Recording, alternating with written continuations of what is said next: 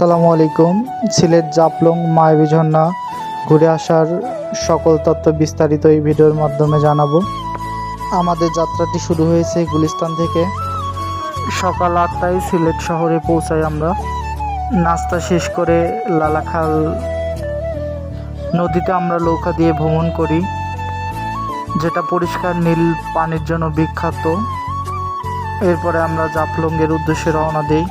যাওয়ার পথে বিশাল একটি পাহাড় পড়ে, সেখানে আমরা নামি এবং কিছুক্ষণ সময় পাহাড় উপভোগ করি। অনেক সুন্দর মনোমুগ্ধকর পরিবেশ ছিল, সেখানে কিছু সুন্দর মুহূর্ত আমরা ক্যামেরাবন্দি করি।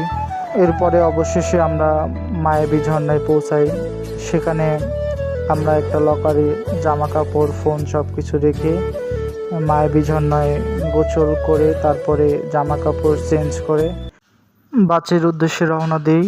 আসার পথে ইন্ডিয়ান কিছু চকলেট আমরা ক্রয় করি এবং আমরা গিয়েছিলাম একটা পেজের মাধ্যমে। আমাদের কাছে 1450 টাকা করে রেখেছে, তারা 2 বেলা খাবার দিয়েছে এবং সব গাইডলাইন দিয়েছে যাওয়া আসার খরচ।